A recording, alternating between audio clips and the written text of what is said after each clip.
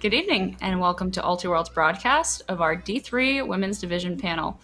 I'm your host, Sam Echevarria, D3 Women's Editor at Ultiworld, as well as co-host of the 7500 Club podcast, our D3-centric podcast over at Ultiworld.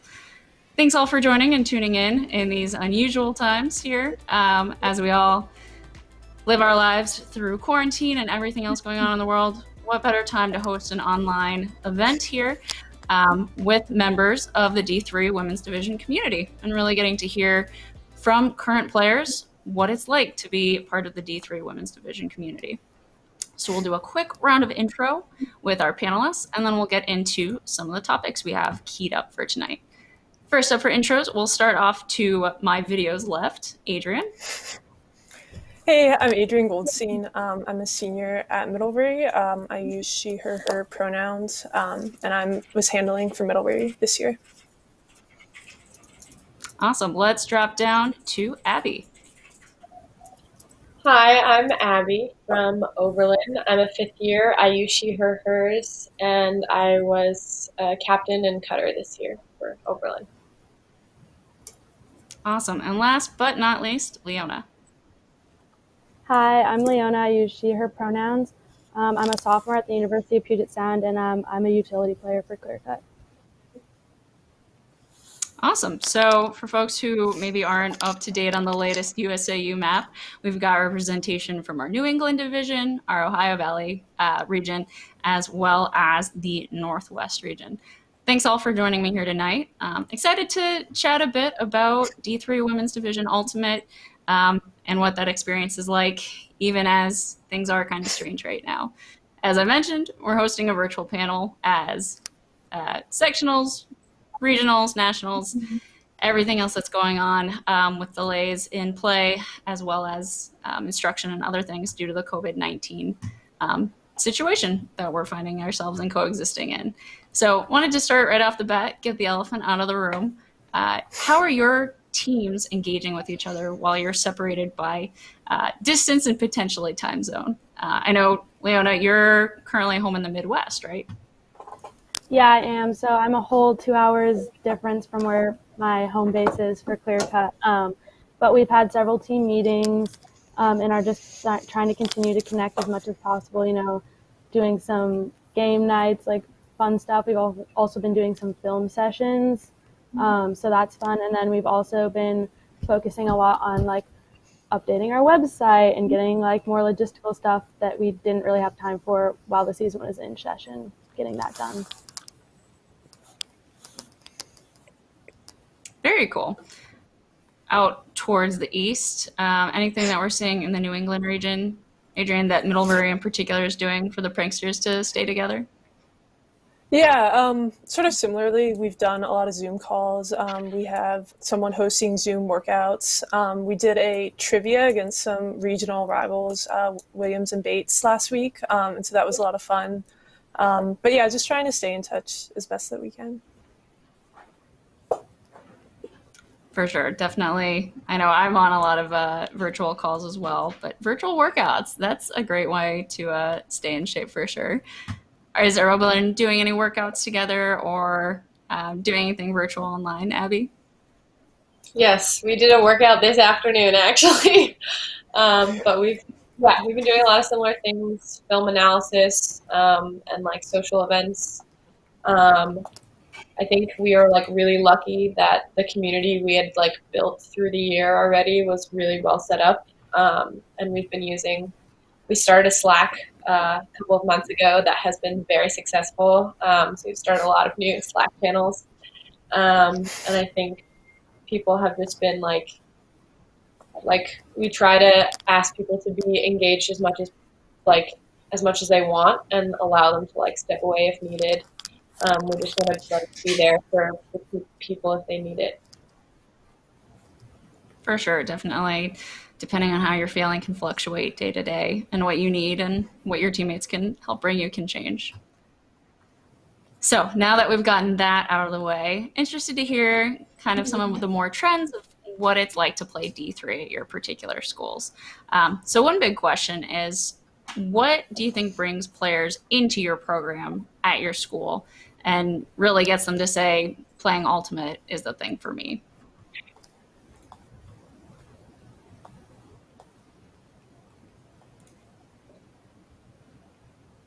And if we want to start, let's start actually in the upper side for New England.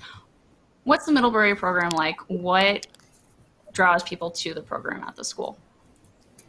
Yeah, I think we really try to be as welcoming as possible to all experience levels and abilities. And so I think people want both a community, and so socially, a lot of first years are looking for a group of people that they can spend time with. I know for myself and a lot of other people on the team, we played sports in high school, and so are looking for sort of another outlet to have a community and be competitive with people. And so we have definitely a mix of people who have played before and others who are just trying it for the first time. Yeah, definitely. I've seen in personal experience as well as just on the field, lots of variety of people who are drawn to Frisbee programs and different Ultimate teams as well. Out in the Northwest, Leona, what do you think draws people to the Clear Cut program? Yeah, I would say that it's really similar. We also try to be like super welcoming and open. We have a event at the beginning of our year that's called Fresh Mania. That's really fun. All the returners dress up in costumes and try to just get anybody who's kind of walking by on the weekend out on our field and just playing and tossing and interested. I think that we also are unique in that we have a lot of people who have played before. And so I know a personal draw for me was I knew that Clear Cut had done really well in the past. And so that was something that I was really excited for going there. So I think that we have similar both experience and a lot of new people coming over from other sports or trying out sports for the first time. Yeah, I definitely do want to cover how teams handle kind of the widespread of talent, and we'll get there. I guess just to close out, what does the Praying Manti program look like, Abby, for especially drawing for new players, that engagement, and what's that like? Yeah, I think that definitely similarly, a lot of people join in order to find a new group of people and engage in physical activity. But I think one of the reasons that people really stay is that we put a lot of time into individual growth, and we put a lot of trust and belief in each player and the fact that they can get better. And I think that the way that we push each other in that way, both as teammates and from the leadership down and from the players to the leadership, is really a really important thing in terms of why people stay, because we really enjoy pushing each other to become better as players and as people. I would say there's definitely a lot of off-field draw that makes, I think, D3 women's division teams really special, and how that can influence your entire college Ultimate experience. To that point of being welcoming and keeping new players around, I'm interested, how do your teams handle kind of having people who've maybe picked up a disc casually in the backyard versus players who've played through at YCCs and throughout high school? What do your teams keep in mind when you're kind of building a season and building a team around those differences? And let's start with maybe Abby, while we've got you on a roll there, about that piece. Yeah, I think that some of the things that one of the bigger things I've thought about is creating a structure that applies to a lot of different types of learning, because people learn in really different ways. And so especially this year, we've tried to implement all kinds of ways for people to learn that are not necessarily just in practice, which is the really traditional way of teaching a sport, but we've included classroom times where we talk about strategy or watch film or just teach something on a board as opposed to teaching it on the field. We've incorporated like homework where people have to do like weekly research work, or like individual skill sessions where we like work on one skill with maybe just 4 people, and really like hone in on that one skill. And I think that really that individual work helps increase like the depth of our team, which is sort of how you close that gap of disparity in experience. And I think another, like in addition to this idea of like different people learning, like the way that different people learn, there's also like this idea that we like everyone to be leaders on the team. And so we like to find ways that everyone can be a leader and contribute, because I think that with that disparity in skill and experience, it can often feel like players who are less skilled are not contributing to the team. And so you have to be specific with each player about what their role is on and off the field, and like how they can grow, contribute to the team, so that by the end of the year, people like can feel a certain amount of success and can have accomplished goals. Yeah, I think goal setting and really having that buy-in where, regardless of where they might be on the roster, players feel bought in and part of the team. That's really important. I'm also interested to hear as well from Adrienne and Leona, what does that change over the season for you all? I know, Adrienne, you mentioned, for example, that your team's also doing some film sessions and other ways. Have you found any tips or tricks that help to narrow that gap between players? Yeah, we often will just generally emphasize fundamentals for everyone, and the point that no one is above working on fundamentals.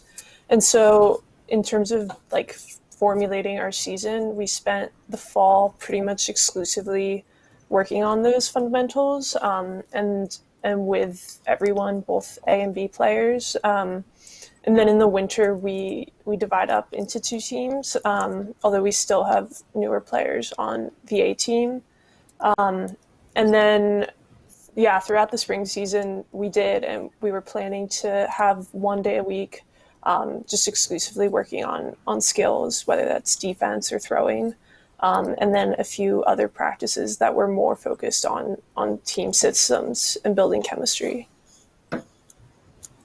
No one is above the fundamentals. I love that. And I think, yeah, it applies at D3 as well as many, many other levels. Out west, Leona, is there anything that Clear Cut in particular does or keeps in mind as you all prep for your season and the variety of backgrounds and experiences coming together as the team? Yeah, totally. I think echoing Adrienne and Abby here is just like working on those fundamentals, and like we always emphasize like throwing as much as you can like outside of practice. Everyone can learn something more from just going out and throwing and like getting those reps and touching the frisbee. And then we also have a very like I would say slower fall season that really asks our more experienced and returner players to step up and kind of teach what we want, what our team runs, what a cut looks like, what it looks like to run a dump set, that kind of thing, just learning the basics. And then in the spring is when we split into our A team. We don't have a B team, but we have been, we allow the fall a longer time so that we can try to get more people developed and interested in sticking around.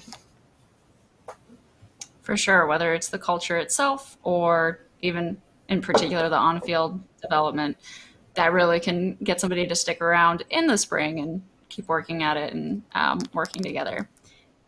I'm particularly interested in, for the 3 of you, if Ultimate was a deciding factor.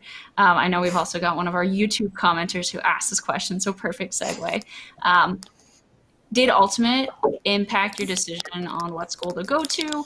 And if anything, I guess, how would you pitch your Ultimate program maybe to anyone else who might be listening in?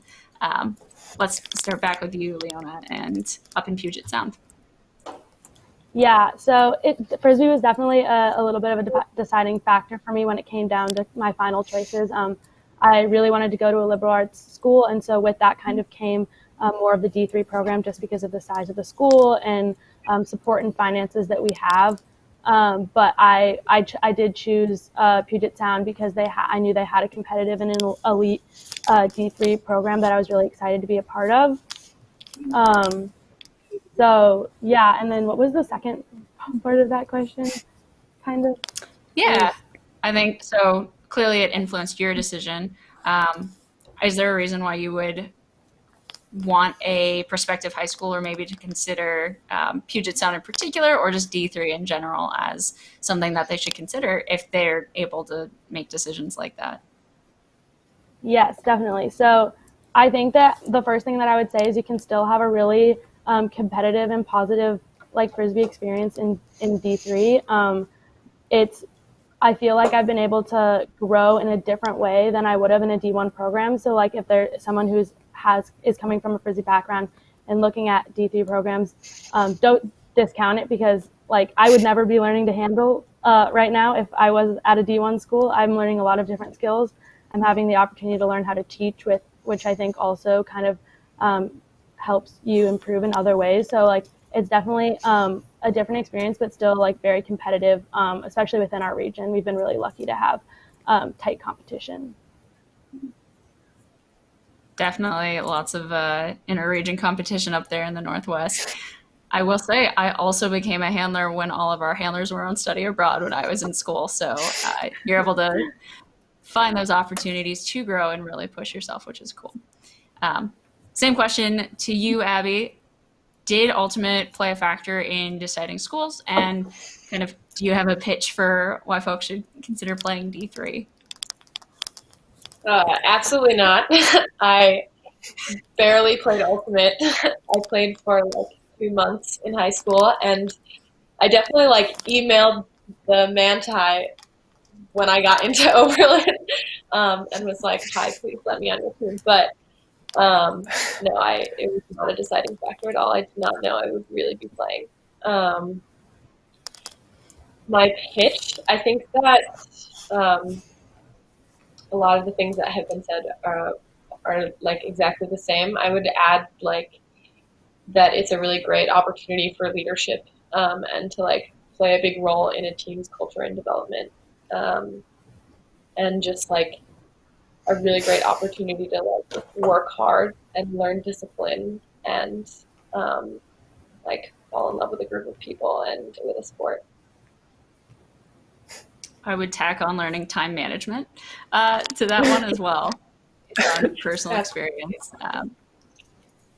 Very cool. And then definitely last but not least, Adrienne, did Ultimate have any influence on where you were able to decide to attend school, and then any particular pitch for playing D3 Ultimate for those out there listening who don't currently get to? Yeah, I'm in the same boat as Abby. I played a little in high school, but like couldn't really throw a flick until I got to college. And so, yeah, so for me, I just chose Middlebury because I liked the school. I think that going to a D3 school with that small environment can be really fun. I think we have a really close-knit Ultimate community, both with our team and also with the men's team, that might be somewhat harder to create at a bigger school. And then like Abby and Leona were saying, I think that you can step up and be a leader like starting your freshman year if you have Ultimate experience, and teach and help build a program, which I think for the experienced players in our program has been really rewarding. Awesome. Yeah. Interesting to hear different perspectives, whether you kind of lucked into or found your program, or if that was something that was able to actually influence your decision if you're able to be in that position.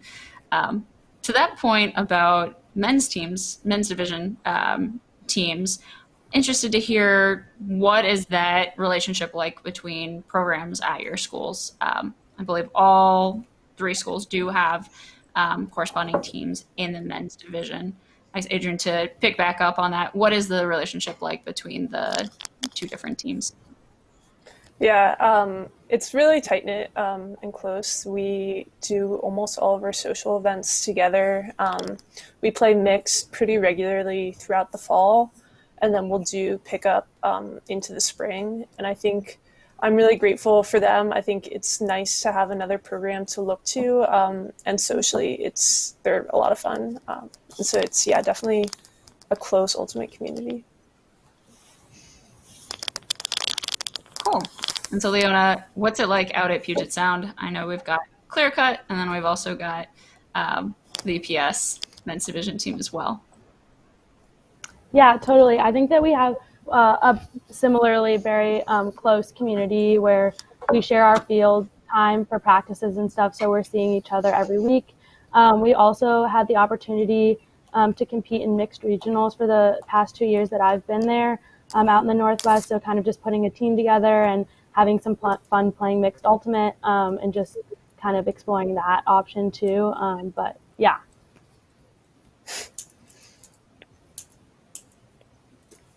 Very cool. And then over to Oberlin, what is that relationship like? I think we've definitely had a good relationship with our men's team, the Flying Horse Scouts.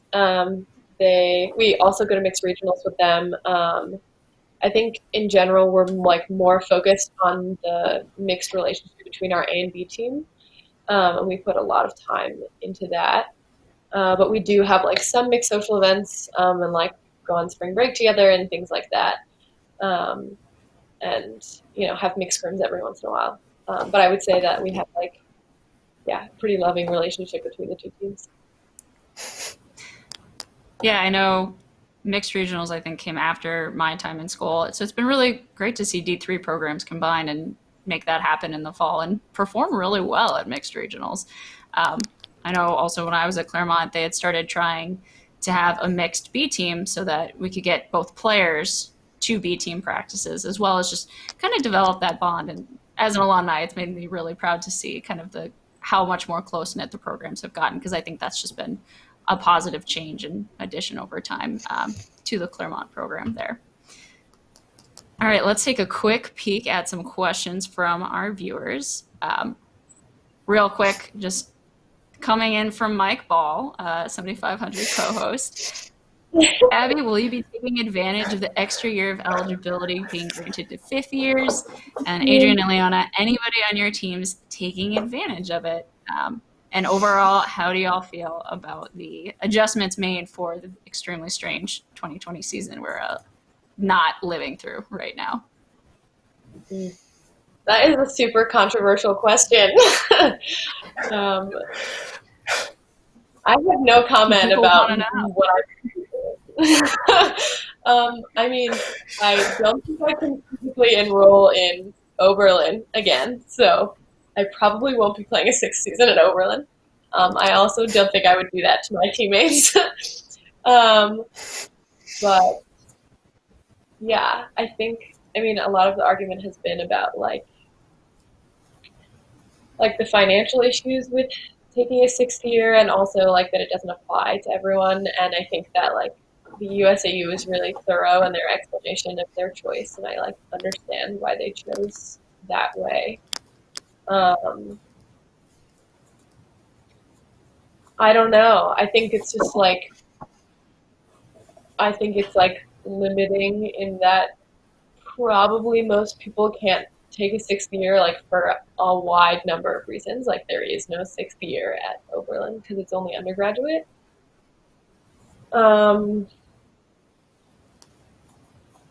Yeah, but I appreciate the gesture. I think it's more of a gesture of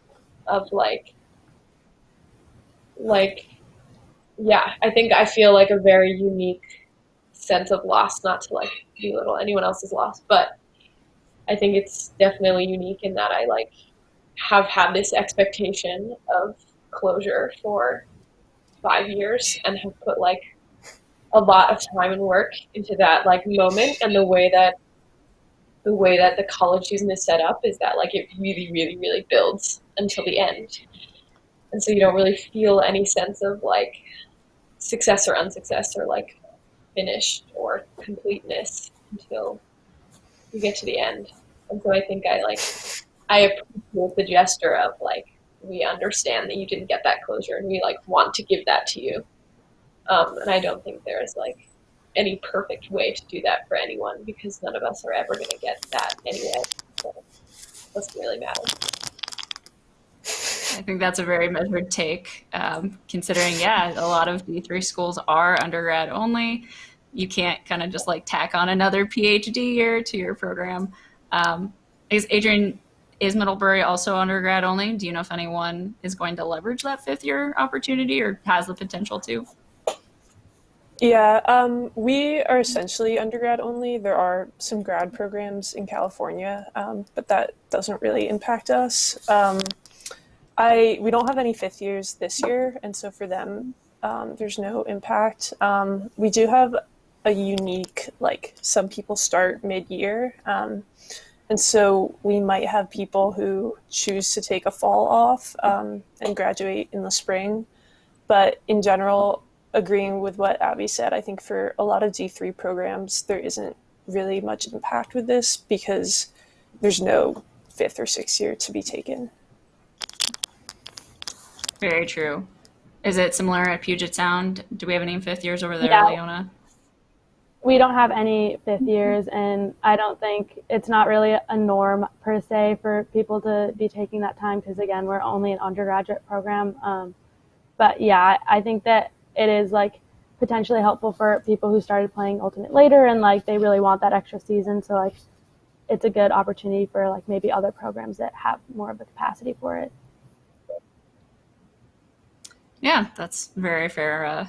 Other programs out there who might have more leeway and advantage to utilizing it, but glad nobody has to make that decision or necessarily grapple too hard with it at your schools. I think that's a really good point, Abby, about the financial impact. Some people might not be able to take literally a sixth year, and all the other considerations that go into, but having that option available is not bad at all, and very clearly explained by USAU, which is nice to see their logic and thinking there.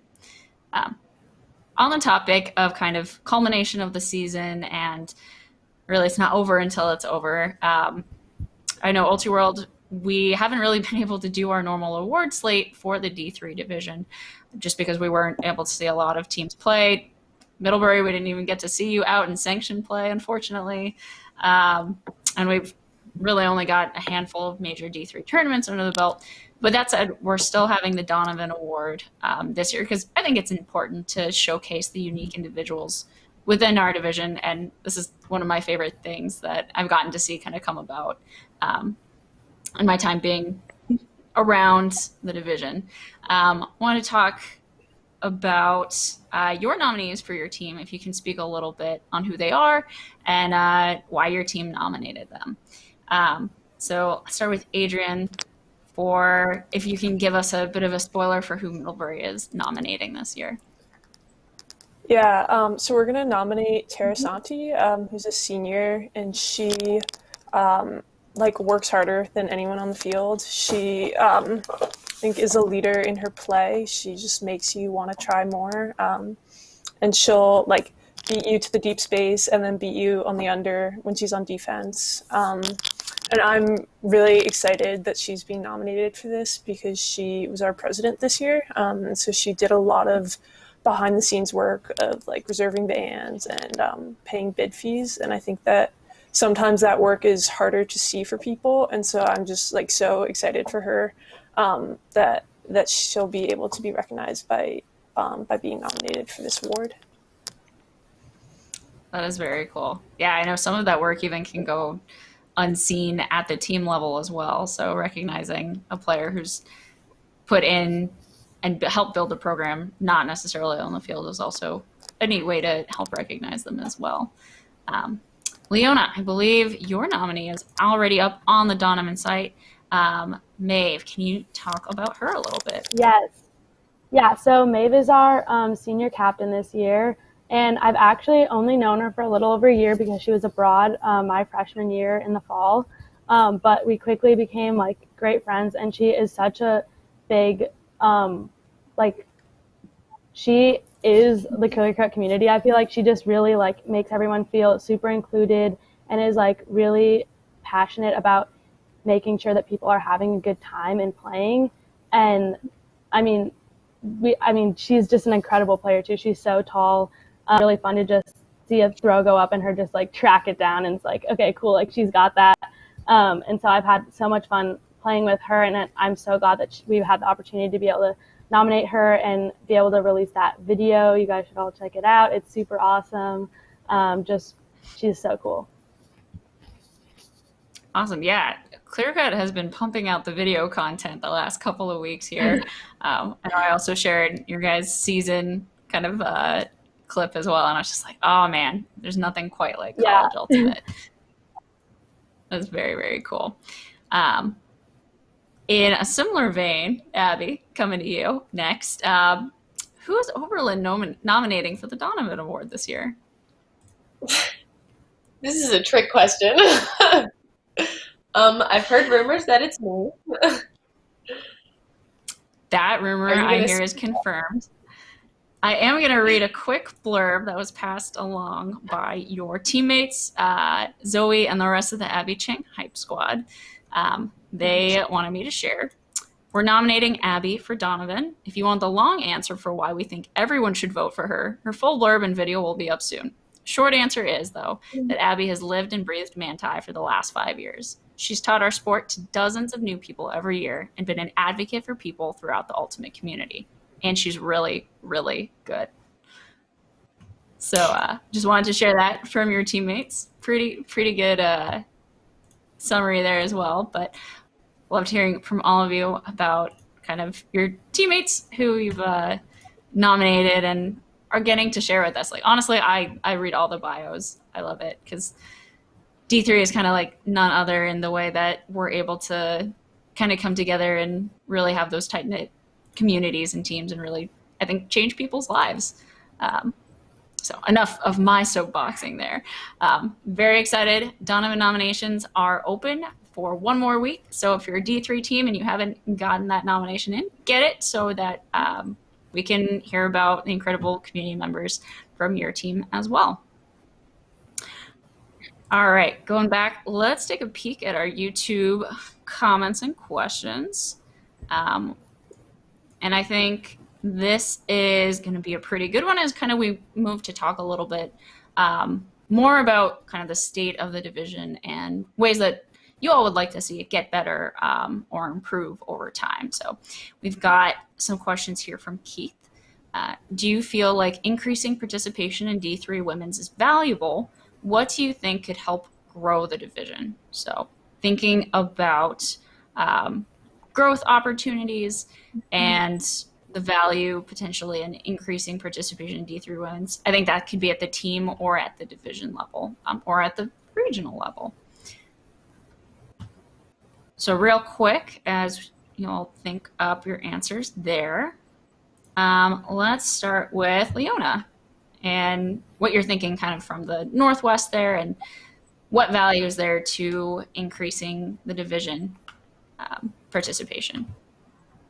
Yeah, totally. This is something that our team has been thinking a lot about recently with the season being cut short and just like thinking about how we want to be representing ourselves like as a team and also as a D3 program. I talked earlier to just the level that our team is at, and I would say that like we are an elite team with a lot of elite athletes that deserve the platform of recognition for the division. And I think that there's a lot of value in growing the D3 division because there's so much talent across the board that is out there, and it's fun and interesting to watch. And it was interesting the other day we had a film session and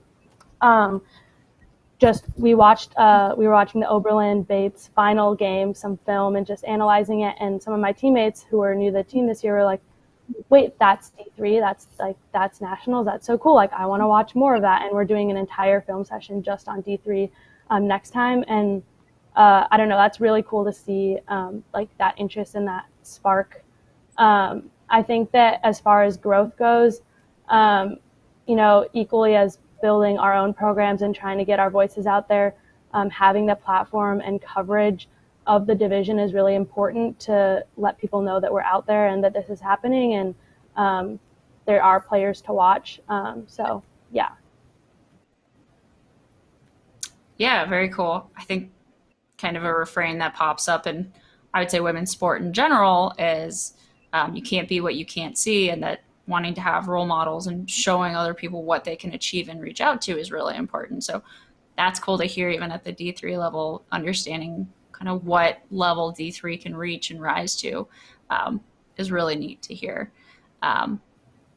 Moving over to you, Abby, thoughts on value and increasing participation in the D3 women's division.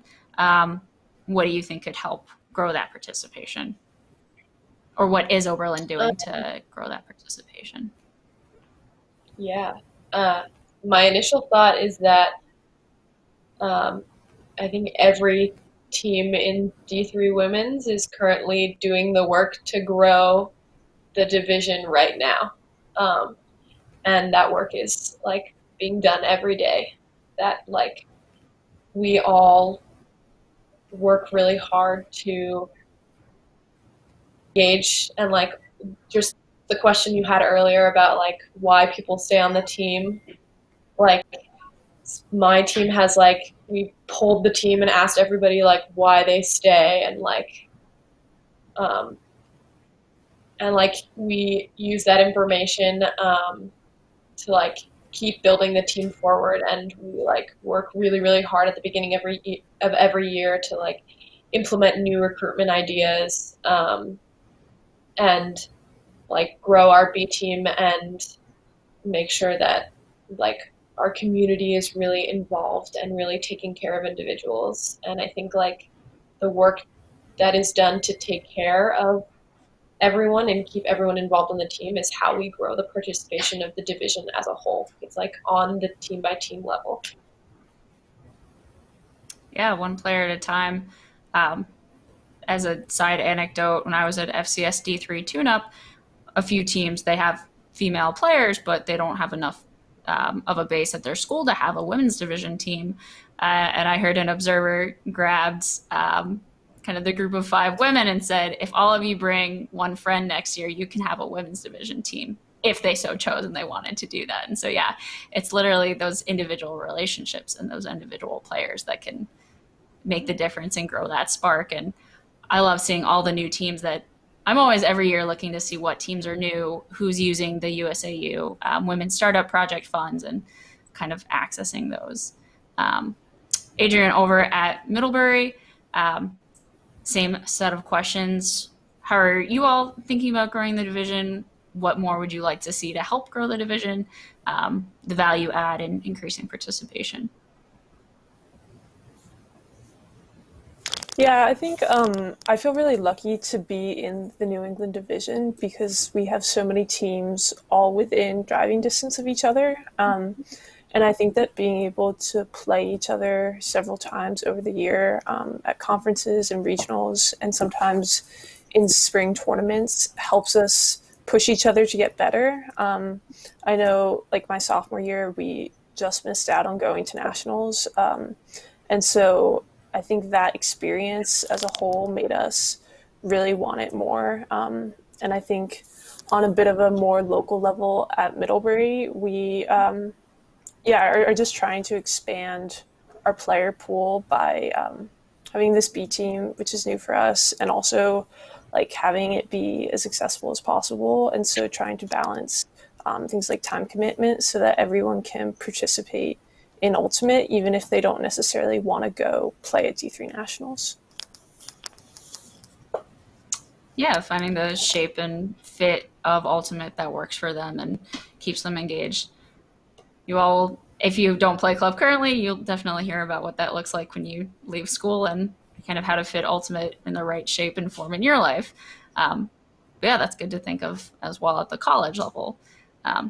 Kind of building off of just growth and more participation, what kinds of things would you all like to see in terms of more resources, or what things would really help build support for the division, regardless of that, where that might be coming from, whether it's kind of just local to you or at a higher level? What things does the D3 women's division need to be more successful. And I don't necessarily mean on-field success, but whatever that shape might take for your team or your interpretation. And let's maybe start with Abby on that one. I think the biggest challenge that I have faced in my time on the team is with field space, because we're lucky to have a very small indoor field, but we share it with a lot of varsity sports. And it's gotten better over the years, but I mean, my freshman year, we were practicing from 12 a.m. to 2 a.m. That was our like 1 day a week practice that we had, the only practice we had. So I think generally field space. And I think that like mostly comes from a level of respect. It's not necessarily that there isn't enough field space. It's just like the way that it's distributed and the way that we're like treated. And I think it's just like probably a general ultimate thing because it's a club sport at the college level for most schools.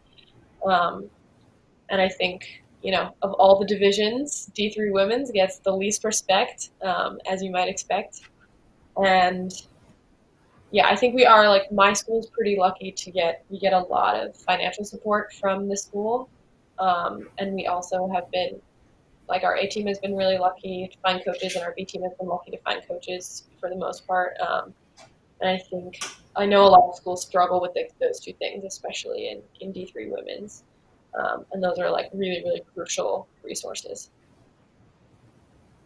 For sure. And we're going to circle back to the word respect later on in a little bit, because I think that is also a worthwhile conversation. But yeah, let's think about other resources or ways that y'all would like to see improved support for the division. Adrienne, anything that jumps out to you from your experience at Middlebury? We don't have a coach, which makes it pretty hard on captains. And so we were lucky to have bio professor Erin Eggleston, who could help out with the B team this year. But for the A team, it was really just students. And so being in rural Vermont, obviously it's hard to find someone who would want to coach us.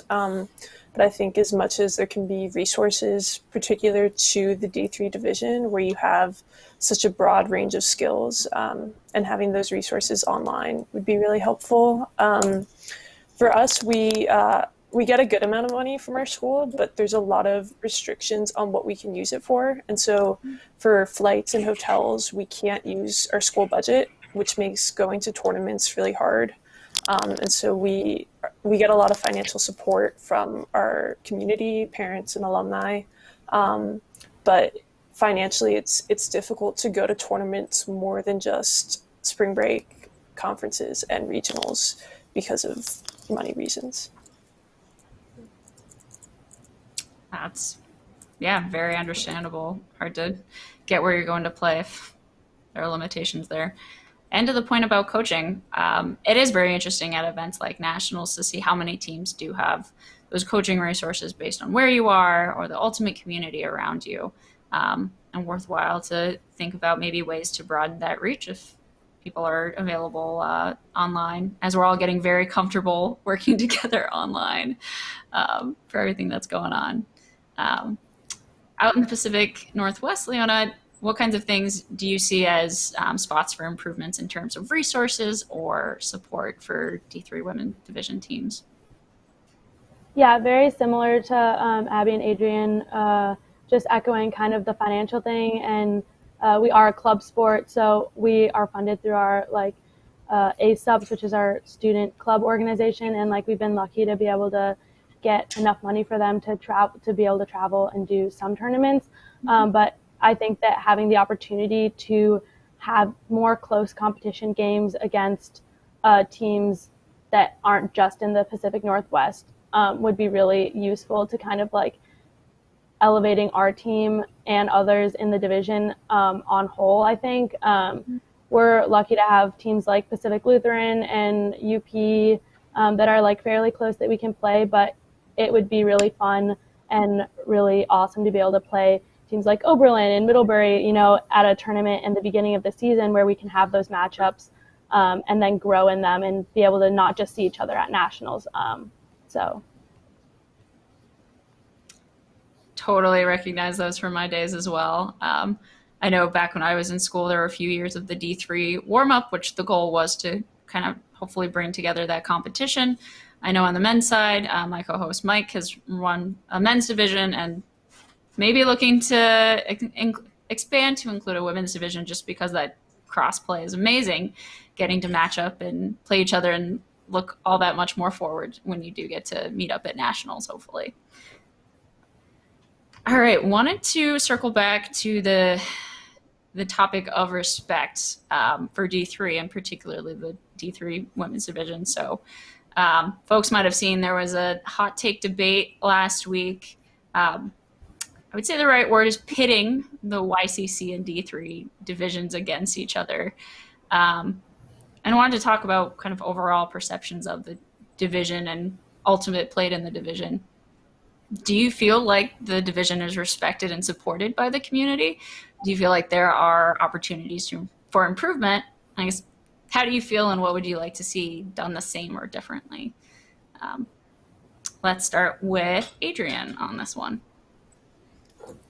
Yeah, I think that in general, there's a lack of respect for female athletes, and particularly when female athletes don't behave in this like traditional masculine, hyper-masculine way. And with the D3 women's division in particular, you see a lot of rejection of some of the like norms in sports. So at Middlebury, for example, we wear flare throughout the season, but that doesn't mean that we don't also deserve respect for the way that we play. So in terms of like YCC versus D3 champ, I don't really care. Maybe they would win, maybe they wouldn't, but we're not playing against them. But I think that as female athletes, and particularly ones at these smaller schools, there is a lack of respect to some extent. Yeah, that's definitely living within the context of being female identifying players, or any, I would say rather non-male identifying player sphere is definitely impactful and in some ways feels like it does trickle down to this division as well. Abby, what are your thoughts on the topic of respect and ways it could be better, or how you feel about it in general?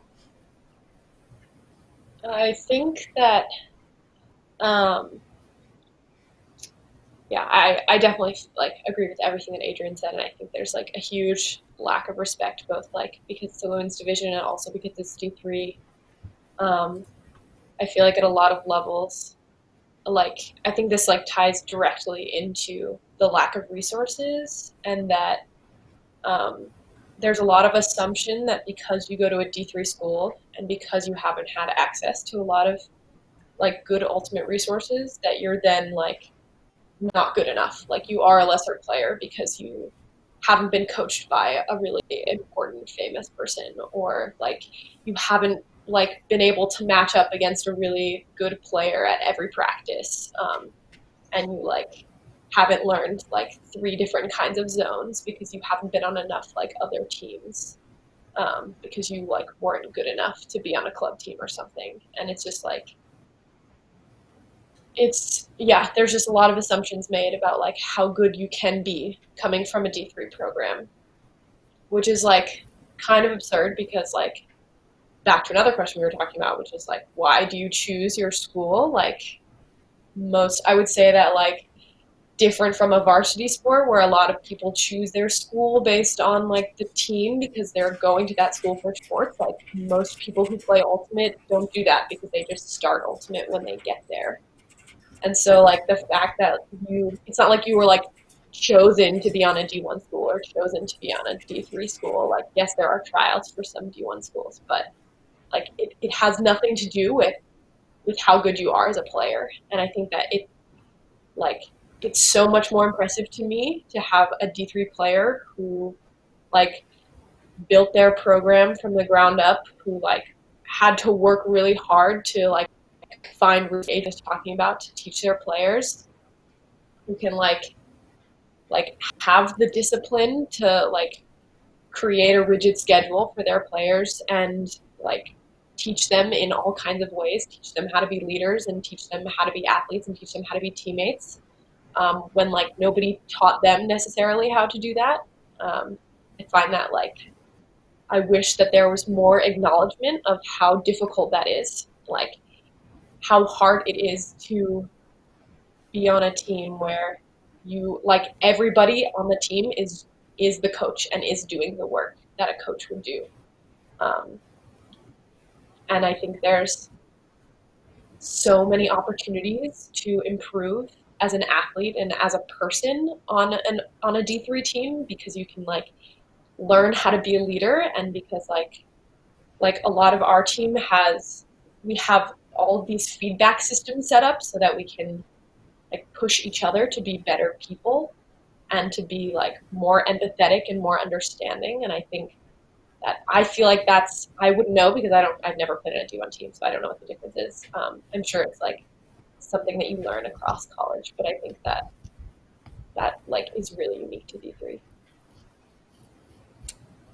Yeah, there's a lot going on that won't be reflected on USAU score reporter or on the stat sheet for what's going on at the D3 level. And yeah, whether you're building a dynasty for a team to perform well, or even just getting enough people together to go to conferences and play together and just have a good time.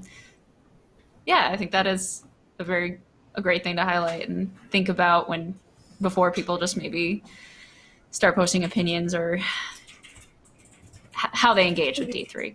So yeah, thanks for that perspective. Also want to hear from you, Leona, of course, in regards to how you feel the division may or may not be respected, and things you might like to see improved in how the community engages with the division.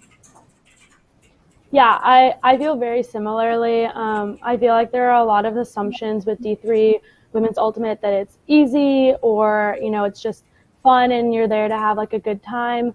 And that's just like not true. I mean, I quickly learned that, like every game there are matchups there. It's there. The elite players are there in the division. There are people working hard. And I think that, I don't know, it's really frustrating to kind of hear about these kind of comparisons like YCC and D3 teams, because they're so very different. And I feel like, it kind of undermines all of the like hard work that players are putting in at the D3 level that isn't getting the recognition necessarily that D1 platforms are. So yeah, I think that there's a lot of improvement that can happen, and that the teams are doing the work, putting in the time to try to,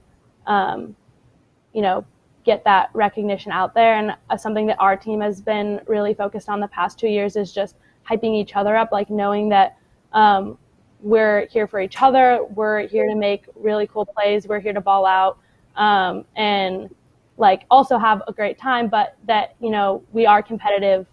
We are a competitive team, whether or not we're in D1 or D3. It's just as hard to make it to nationals either way.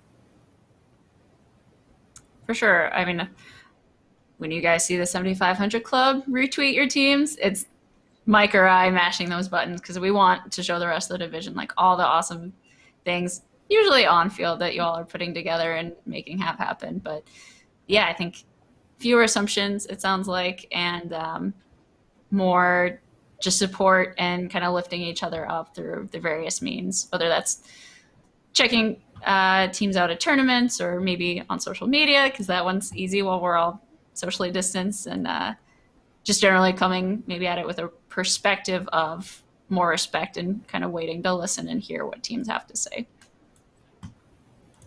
Awesome. Thanks for sharing those perspectives. I know a little bit of blood boiling last week when also seeing that go down. So appreciate your thoughts on how that is, how that happened. Kind of a corollary / a variation on this. What do you like about, say, the media's coverage, whether that's Ulti World, whether that's people taking video of the division, what could be better? What would you all like to see more of? And I will start with Abby this time. Yeah, I mean, obviously the D3 coverage has massively increased since I started playing, so that's really amazing to have.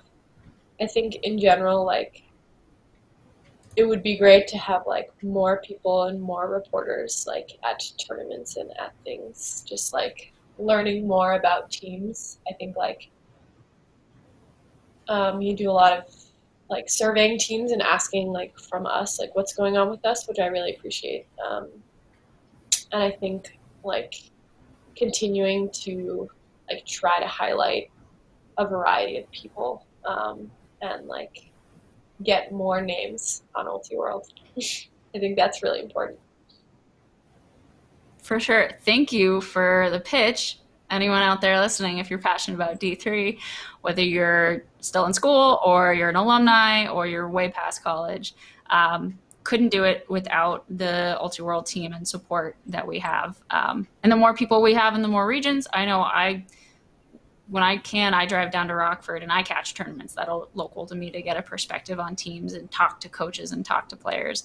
The more folks we have in the effort, definitely the easier it is to get a fuller perspective. And to your point, while there are a lot of similarities, every team is different. And yeah, I would love to hype up more players and more teams and their experiences and their kind of particular experiences in the division. Next, let's hop to Leona. Anything you'd like to see more of from kind of coverage of the division in general, based on your experiences? Yeah, I think that it's been really cool to be able to watch film of D3 and have like access to that. So like being able, I know that there like were games filmed last year at nationals, and it'd be really cool to be able to have those like publish more and just not like the subscription version, which I know I don't know how like feasible that is. Like I know there's funding and everything that has to happen, but just making it more readily available for people to find if they're scrolling through YouTube or whatever it is that they're watching on. Yeah. Cool. Thanks for that perspective as well. I know, like I was able to watch your game against, I want to say it was Portland at PLU Barbecue this year. Scott Dunham filmed that and premiered that on YouTube, which was really cool to see. Yeah. And I know some other teams like Bates, I think had, I want to say one of the guys out in New England has been like filming them and just finding those opportunities and asking and or dragging people out to the fields with you on early Saturday mornings to get that film, because it is really valuable long term. Anything to add, Adrienne, to things you'd like to see that could be better in terms of kind of how we talk about the division and report on it? I think overall you guys do a really good job with like what you have. I think it's obviously a challenge. It seems like a lot of your reporting has to be by looking at box scores and that sort of stuff. And so you don't get quite as full of a picture of like what went on in that one game. But I think overall, like Ulti World team does a really great job with what you have. Appreciate that. Did not plan any of those answers, just to put that out there. To your point though, yeah, there's a lot of score looking. I will look at your Twitter feeds, so it's great when you use real names. I love ultimate nicknames like as much as anyone else. I had a college nickname. But yeah, it is like, oh, who is Pookie and why did they got 5 scores. Who does that translate to? But yeah, I think our goal is always to make every year better than the last. And so again, another pitch for anybody else who's passionate about D3. Feel free to reach out to us on Twitter or email, and we can always get you started when College Ultimate gets started back up here to get you involved and really keep on making it better and showing some love to the division that we're passionate about. All right, taking a quick look here at what we got going on in the YouTube comments. Thanks for everybody who's listening in and asking questions. Okay, non-ultimate one, but I'll bite. This is a fun one. Newly discovered quarantine talent. I'll also say talent or activity. From Adrienne, your teammate Claire Babbitt, Brian. Um, Anything that you all are doing to keep active or keep engaged or working on in quarantine to not go not go too off the far end and run outside your house and get too involved. So let's start with you, Adrienne. You've been called out in the comments. Yeah, I think Claire was calling me out because I've gotten really into baking bread and just like cooking in general. Been following Allison Roman on Instagram and that sort of stuff. So yeah, I have made a lot of bread in quarantine. Nice. We finally found some at our grocery store yesterday, so I'm looking forward to joining you in the groups of people making lots of bread. Anything fun or maybe an old hobby that you guys have gone back to? Leona, anything you're doing out there while you're home in the Twin Cities? Yeah, I mean, I've been doing a lot of yoga, trying to stay active. I've also been dabbling in skateboarding. I'm not very good, but trying to learn a new skill. Now is the time. There could not be a better time to try something new, especially if no one's around to watch you while you fall for the first 500 times or so. Very cool. And then Abby, what are you doing to keep mentally or physically engaged during quarantine? I've been playing a lot of board games with my family. We started a leaderboard because we have a chalkboard in our kitchen. On the top of the leaderboard, I'd like everyone to know. But yeah.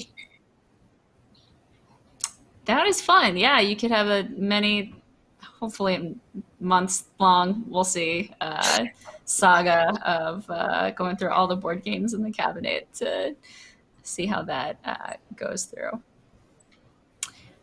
All right, let me just check YouTube comments, see if there's any other ones we should definitely cover here. While I'm just taking a peek here, so talked about your individual teams, we've talked about some more of kind of the divisional level items and pieces to be thinking of there.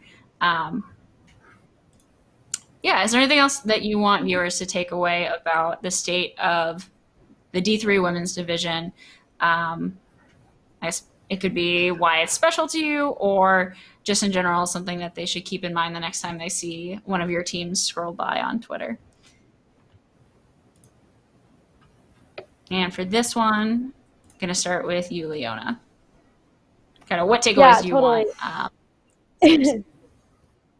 I think that, just having this panel, I'm hoping that it'll be very impactful of just getting the word out there about D3 and kind of like breaking those assumptions that people have, and letting people know that we're here. And I just think increasing the visibility of the division and like really being able to hype up these awesome athletes and women in the division is super important.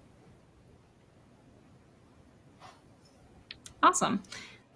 Next, over rounding to you, Abby. What kind of takeaways or do you want people to be thinking about as we close out here for the night? I think I said a lot of things, but probably the biggest ones are just that people in the D3 women's division work really, really hard. And they love the sport and each other a lot. And I think that's widely undervalued. Yeah, for sure. Definitely a love of sport, a love of teammates permeates the D3 division. And it's definitely something that as an alum, you'll find in different ways and flavors playing club and playing other kinds of ultimate, but it's definitely special and unique in and of itself. And so cranky old lady over here saying enjoy your college ultimate years while you can, for sure. And Adrienne, what do you want folks to be thinking about here as we wrap up? Yeah, I think the D3 region is really, division is really special because you have this wide range of really talented, experienced players, as well as newer players. And I think in D3, you have both this teaching and developing the game, and then at the same time, like we still play at a really high level by the end of the year, and are integrating players into that high level of play. And so I think it's really exciting to be a part of. For sure. Definitely a lot of different experiences and engagement, and kind of the most formative years of college paired with Ultimate across the division is really special. And so I know 2020 is not quite turning out the way anyone hoped or planned for. We'll see what USAU is able to do about delayed nationals. But regardless, you'll always have kind of your teammates and those bonds of your program kind of even once you've graduated. So thanks all for joining us tonight, and especially a huge thank you to our panelists, Adrienne, Abby, and Leona, for talking about their experiences in the D3 women's division here. It's been a great experience talking to you all and getting to hear from your perspective a lot more than just what I'm able to see on the box scores and the stat sheets that come along. So thanks for joining us tonight. Hope you all stay safe and stay socially distanced out there, and we'll be chatting soon. Thank you. Thank you so much. Thank you.